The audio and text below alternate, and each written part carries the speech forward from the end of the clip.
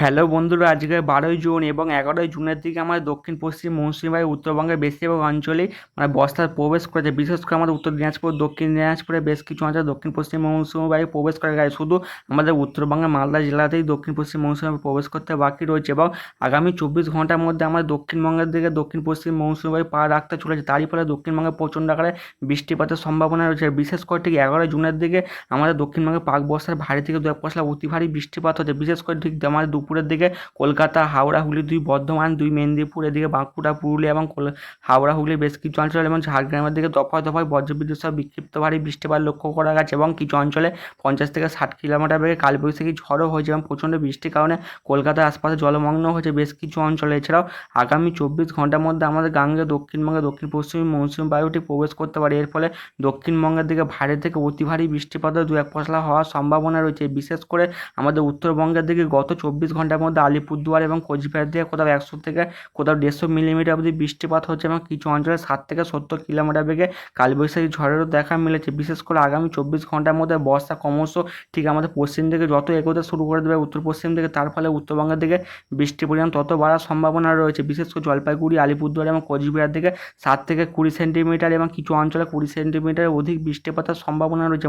বর্ষার প্রথম শুরুতেই উত্তরবঙ্গে ব্যাপক বৃষ্টিপাত হচ্ছে এবং আগামী 4 থেকে 5 দিন উত্তরবঙ্গে পুরো প্রবল আকারে বৃষ্টিপাতের সম্ভাবনা রয়েছে এবং কিছু অঞ্চল পুরো ভেসে যাওয়ারও সম্ভাবনা রয়েছে। এছাড়াও আমাদের আলিপুর আবহাওয়া দপ্তর থেকে জানাচ্ছে আমাদের দক্ষিণবঙ্গে যে গরম চলছিল আগামী 4 থেকে 5 দিন ধরে, বিশেষ করে 11 তারিখে যে বৃষ্টিপাতটি হয়েছে দফায় দফায়, তারই ফলে তাপমাত্রা অনেকটা কমেছে এবং আগামী 4 থেকে 5 দিন দফায় দফায় বজ্রবিদ্যুৎ সহ বিক্ষিপ্ত আকারে বৃষ্টির ফলে তাপমাত্রা আরও কিছুটা হলেও কমার সম্ভাবনা রয়েছে। বিশেষ করে আজকে সারাদিনে আংশিক মেঘলা থাকবে, তারই মধ্যে ঠিক আজকে দুপুর 1টা থেকে একটি বিকেল 4টের মধ্যে বেশ কিছু অঞ্চলে দফায় দফায় বজ্রবিদ্যুৎ সহ বিক্ষিপ্ত ভারী বৃষ্টিপাত চলবে এবং কিছু অঞ্চলে ভারী থেকে অতি ভারী বৃষ্টিপাত লক্ষ্য করা যেতে পারে। অবশ্যই যখনই বজ্রগড় মেঘ সৃষ্টি হবে, অবশ্যই যদি আপনারা বাড়ির বাইরে থাকেন অবশ্যই কোনো কংক্রিটের বাড়িতে বা অবশ্যই কোনো দোকানের নিরাপদ স্থানে আশ্রয় নেওয়ার পরামর্শ দিচ্ছে আমাদের আলিপুর আবহাওয়া দপ্তর থেকে। প্রচণ্ড বৃষ্টির সঙ্গে কালবৈশাখী ঝড়ের সঙ্গে 50 থেকে 60 কিলোমিটার বেগে দমকা ঝোড়ো হাওয়া বইবে, তারই সঙ্গে বজ্রপাত লক্ষ্য করা যেতে পারে।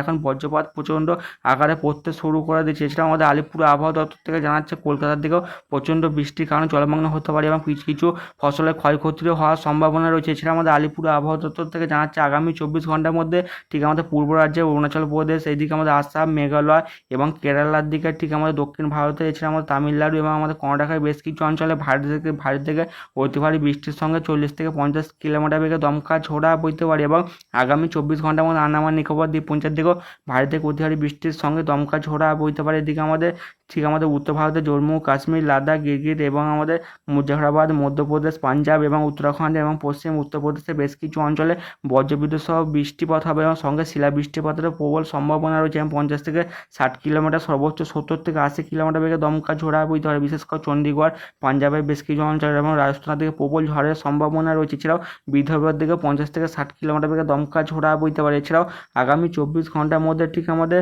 অরুণাচল প্রদেশ, আসাম, মেঘালয়ের দিকে এবং মিজোরামের দিকে প্রবল ঝড় বৃষ্টিপাত হতে পারে এবং আগামী 24 ঘন্টার মধ্যে রাজস্থানের দিকে ব্যাপক ধূলিঝড়েরও সম্ভাবনা রয়েছে এবং আমাদের দক্ষিণবঙ্গের 2 চব্বিশ পরগনা, 2 মেদিনীপুর, বাঁকুড়া, পুরুলিয়ার দিকে বিশাল বৃষ্টির সম্ভাবনা রয়েছে এবং আজকেই দক্ষিণ পশ্চিম মৌসুমী দক্ষিণবঙ্গে ঢুকবে, তার ফলে প্রচণ্ড আকারে বৃষ্টিপাতের সম্ভাবনা রয়েছে।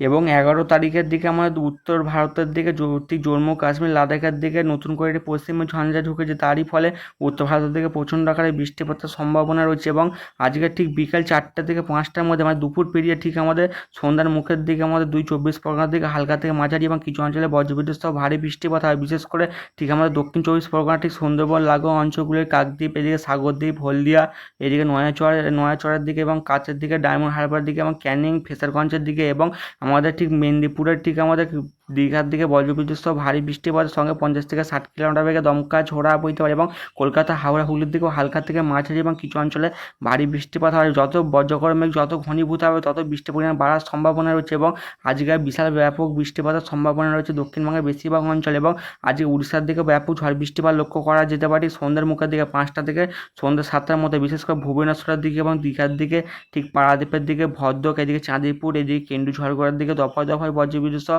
ভারী বৃষ্টিপাত হবে এবং আগামী 24 ঘন্টার মধ্যে আমাদের উড়িষ্যার দিকেও দক্ষিণ পশ্চিম মৌসুমি বায়ু প্রবেশ করবে, তার ফলে প্রচণ্ড আকারে বৃষ্টিপাত হবে এবং ঝাড়খণ্ড বিহারের দিকেও আগামী 24 থেকে 48 ঘন্টার মধ্যে দক্ষিণ পশ্চিম মৌসুমি বায়ু প্রবেশ করবে, তার ফলে এই যেসব জেলাগুলিতে মানে এইসব রাজ্যগুলিতে প্রচণ্ড আকারে বৃষ্টিপাতের সম্ভাবনা রয়েছে। এবং আজ বিকেলবেলার দিকে বিকেল বেরিয়ে ঠিক সন্ধ্যার দিকে ঠিক আমাদের বাংলাদেশের ময়মনসিংহ, ঢাকা, এদিকে সিলেটের দিকে দফায় বজ্রবিদ্যুৎ সহ ভারী বৃষ্টিপাত হতে পারে। এদিকে পূর্ব রাজ্যে আসাম, মেঘালয়, নাগাল্যান্ড, অরুণাচল প্রদেশ, এছাড়া আমাদের মণিপুরের বেশ কিছু অঞ্চলে দফায় বজ্রবিদ্যুৎ সহ ভারী থেকে 2 পশলা অতি ভারী বৃষ্টিপাত হবে। এবং দক্ষিণ ভারতের ঠিক আমাদের তামিলনাড়ু, কেরালা, এদিকে আমার কর্ণাটক, মুম্বাইয়ের বেশ কিছু অঞ্চলে দফায় বজ্রবিদ্যুৎ সহ ভারী থেকে অতি ভারী বৃষ্টিপাত হতে পারে, বিশেষ করে ভেলোর, এদিকে তিরুপল্লির দিকে, চেন্নাইয়ের দিকে এবং আমাদের আন্দামান নিকোবর দ্বীপপুঞ্জের দিকেও বর্ষা সক্রিয় থাকা বলে প্রচণ্ড আকারে বৃষ্টিপাত হতে পারে। এছাড়াও আমাদের নেপাল, এইদিকে আমাদের ভুটানের দিকেও দফায় বজ্রবিদ্যুৎ সহ বিক্ষিপ্ত ভারী বৃষ্টিপাত চলবে। এবং 13 তারিখের দিকেও দক্ষিণবঙ্গে ক্রমশ বর্ষা সক্রিয় হওয়ার ফলে কলকাতা, হাওড়া, হুগলি, 2 মেদিনীপুর, বাঁকুড়া, পুরুলিয়ার দিকে দফায় বজ্রবিদ্যুৎ সহ ভারী বৃষ্টিপাত হয়, বিশেষ করে তমলুক, হলদিয়া,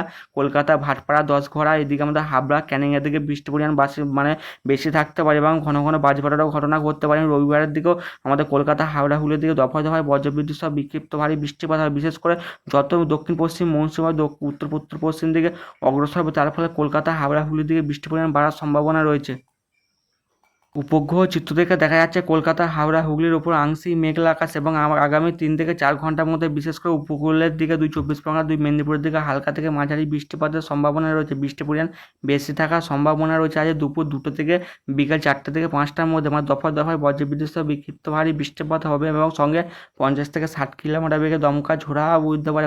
কোথাও আবার 100 থেকে 150 মিলিমিটারও অবধি বৃষ্টিপাতের সম্ভাবনা রয়েছে দক্ষিণবঙ্গের বেশ কিছু অঞ্চলে।